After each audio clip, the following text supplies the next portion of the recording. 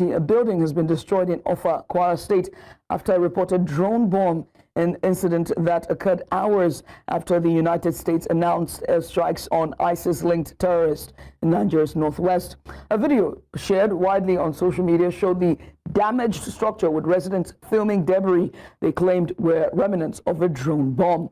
Eyewitnesses said a loud explosion was heard moments before the building was hit.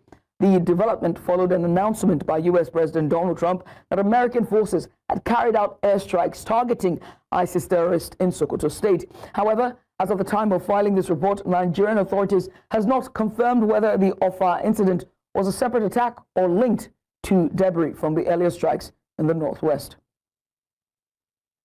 For more perspective on this, we're joined by Director General, International Institute of Professional Security, Dr. Tony Ofoyitan.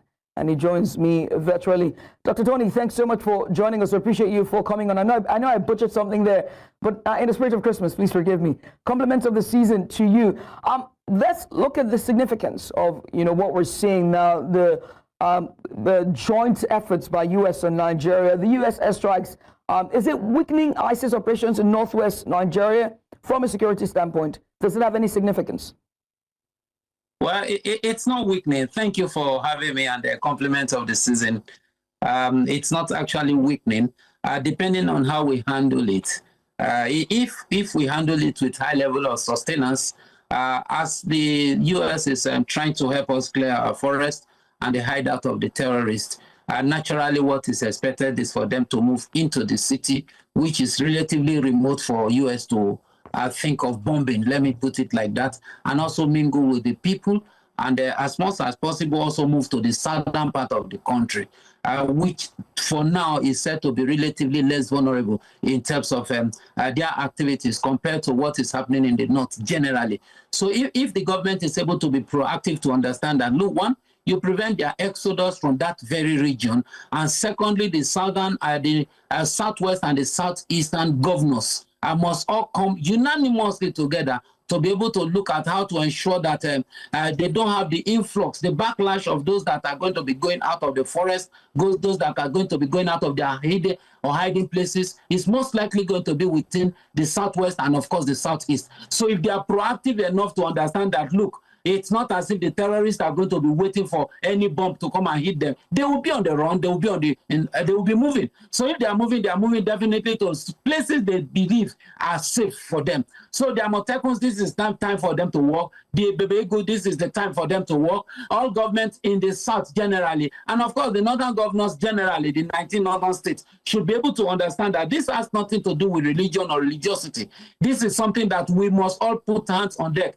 Good enough that it is not a unilateral decision by the United States of America. From what we have read, the federal government is actively involved and coordinating the whole activity, which gives us some level of peace of mind. That means that whatever attack that is being launched now, it's coordinated and, of course, in the know by the federal government. So if that is the case, then the northern governors should come all out to support this cause. Terrorism is cancerous. There's no two way about it. The sound of the bullet does not know any religion, neither does it know any ethnicity. So all governors, all security agencies and the like must think about strategizing now to ensure that there is minimal, if not zero, level of a civilian casualty is very, very important. And of course, ensure that the terrorists do not have heaven in the cities among the people now. Then, of course, those people that are coming to public and say things that may be very demoralizing against this campaign. The government should be intentional about them. And I think the media too should also lessen the issue of giving platform to those that we know that are going to be saying things that would, demoralize the military, demoralize this campaign against terrorism. Right. There is no country anywhere in the world that survives on the instrumentality of terrorism. But not to talk of fellow Nigerians and people coming into public to come and defend the act of terrorism. I heard when you said Gumi was saying that this is going to escalate and all those. As far as I'm concerned, I don't think it's the best. Yes, please. Right. Away from security, right? Pray tell, how does this airstrikes, so these U.S. airstrikes, reshape Nigeria and the U.S. diplomatic and political relations? What are we looking at in terms of diplomacy moving forward? No, the diplomatic part of it is not something that is going to be I don't see it as lasting too long because Donald Trump is a businessman. There are compromises that I expect that the federal government will be able to come to terms with that would change the narrative as far as our diplomatic relationship is concerned.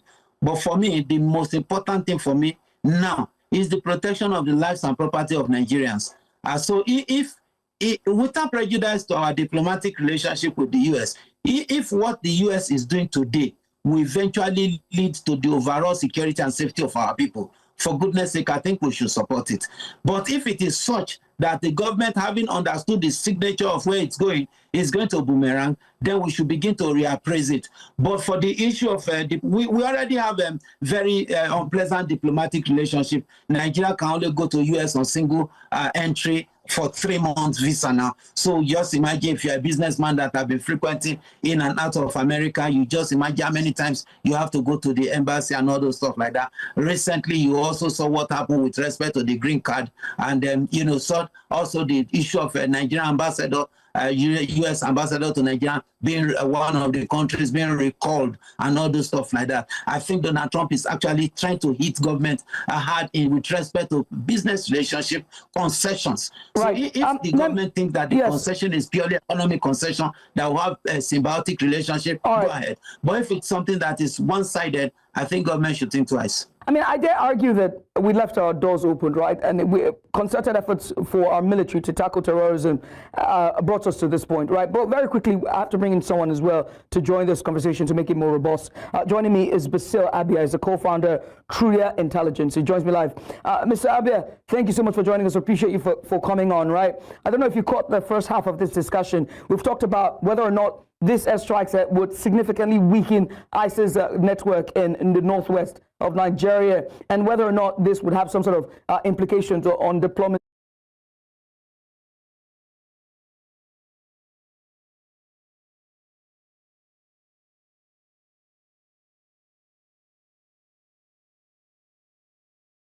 Would significantly weaken ISIS network in the northwest of Nigeria, and whether or not